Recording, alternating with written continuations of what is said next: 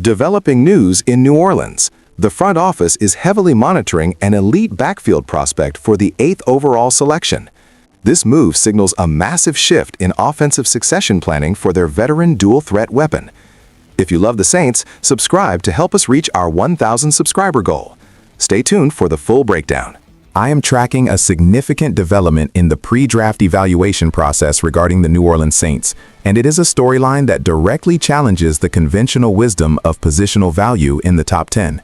Reports surfacing today, specifically an analysis from Last Word on Sports, have linked the Saints to Notre Dame running back Jeremiah Love with the 8th overall selection in the upcoming NFL Draft.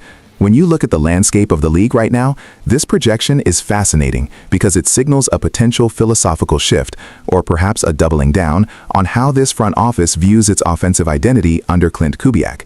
The logic here is rooted in succession planning. We know that Alvin Kamara has been the heartbeat of this offense for years, serving as one of the most dynamic dual-threat weapons in NFL history.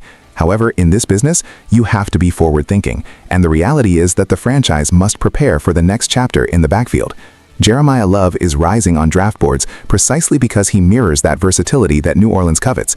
Scouts I have spoken with highlight his explosive acceleration and his natural ability to operate as a receiver out of the backfield, traits that are non-negotiable in the Shanahan-style wide zone scheme that Kubiak runs.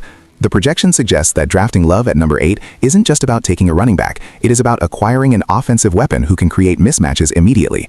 When you analyze Love's tape at Notre Dame, you see a player who thrives in space and has the breakaway speed to turn short checkdowns into touchdowns, something this offense desperately needs to maintain. While taking a running back this high is often debated in modern analytic circles, the precedent set by picks like Bijan Robinson and Jahmyr Gibbs shows that teams are willing to spend premium capital on elite playmakers who transcend the position. The Saints are doing their due diligence here, looking for a player who can not only spell Kamara in the short term, but eventually take over the mantle as the primary engine of this offense. Now, let's shift gears to the implications of a move of this magnitude, because selecting Jeremiah Love at number 8 would send shockwaves through the roster and the salary cap management strategy.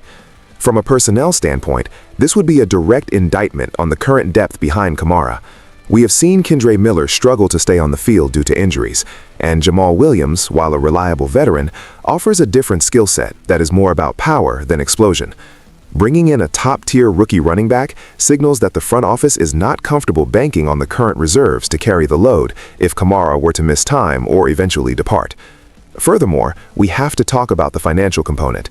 Mickey Loomis is constantly navigating a tight salary cap situation. Drafting a running back in the top 10 gives you a cost-controlled elite option for 5 years, potentially allowing the team to allocate funds away from aging veterans in the backfield in future seasons. However, the opportunity cost here is massive. My analysis of the Saints roster shows glaring needs at offensive tackle and potentially on the defensive line. Using a top 10 pick on a running back, historically the most replaceable position in football, is a high-risk strategy if the offensive line cannot open lanes for him. If the Saints pull the trigger on Love, they are betting that his individual talent is superior to the value of a franchise left tackle or a premier edge rusher available at that spot. My verdict on this potential move is one of caution.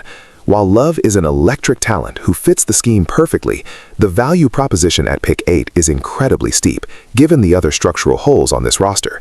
It would be a win-now move for the offense, but one that ignores long-term foundational needs. I want to hear from you. Does adding a weapon like Love justify passing on a tackle? Make sure you subscribe to the channel right now for continuous updates as we track every move the Saints make leading up to the draft.